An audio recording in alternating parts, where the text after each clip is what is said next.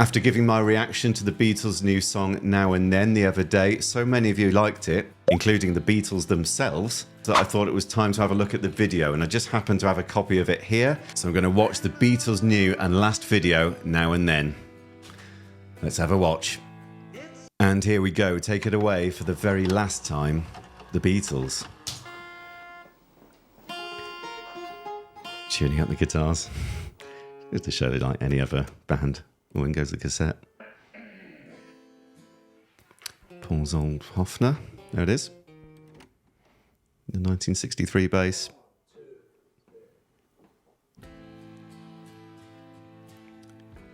Acoustic guitar by... Oh, George. Welcome back. Back in the anthology days.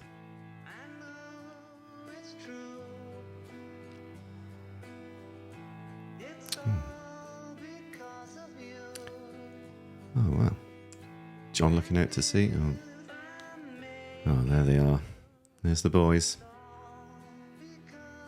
The whole world ahead of them.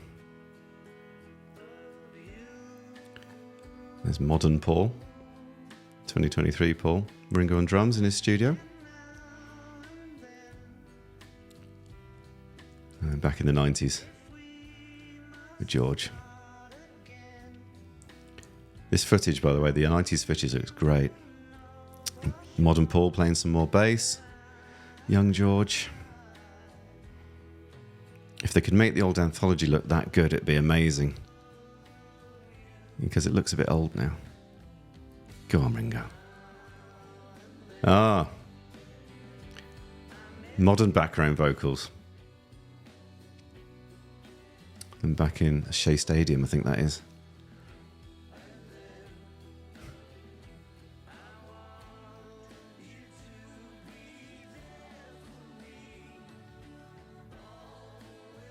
Oh, wow. What could have been? That's amazing. So that's George in the... two Georges. Young George in the Hello Goodbye video, I think that is, and John. And then the modern Paul and Ringo. Wow. Oh, it's not often you get the shiver up your spine and hairs on the back of your neck, but that's doing it. Looking back to new Ringo, that's modern Ringo. I like that. God, that's a tricky edit to pull off, that one. To get them all looking like they're lit the same and filmed in the same room, and they've done well there. Modern strings. Modern strings with John conducting. Brilliant. And Paul overseeing. Like he did all the way back to Yesterday and Eleanor Rigby. Two Pauls. Two Pauls and a George, I think that was. Brilliant. Young Ringo. Wow. God, there's a real balance of just silliness and sadness and wistfulness and nostalgia and all those kinds of things in here. This is amazing.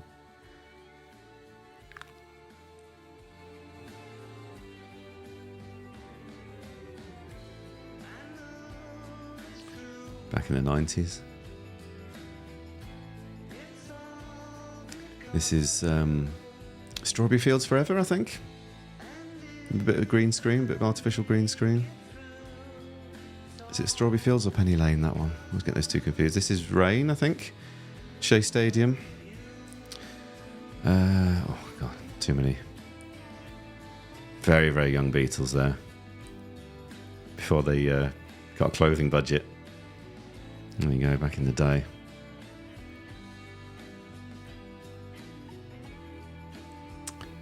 Yeah, let's go all the way back to the Quarrymen. And animated the old photos of the Quarrymen. That's very clever. And then back to Ed Sullivan Show, I think that is. Or something similar.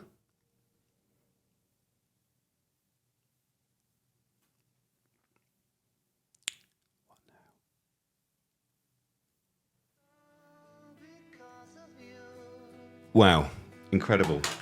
Never thought I would see something like that, and we've seen the last Beatles video. What do I think about it? As I said in the commentary, it really balanced wistfulness, nostalgia, longing, silliness, seriousness. It was all in there. Great use of the archival footage, bringing the younger boys together with the modern, making that lineup of the four was a really interesting take, and it's quite a difficult balance to strike there, and I think they did it quite well. And also sort of surprised us a bit later on with having the younger and older versions of the same boys in the room. What I would love for Peter Jackson to do, Peter Jackson, if you are watching this, do the same job to the Beatles anthology that you did to that, because that anthology footage in there looked fantastic. And if they could redo the anthology, which the best you can get at the moment is this 5 DVD set, which now looks a little bit dated, I think there's a potential for a new Blu-ray there. I still haven't forgotten about Let It Be, but, or Carnival of Light for that matter. But yeah, the Beatles' final song, Now and Then, out now on 7-inch and video.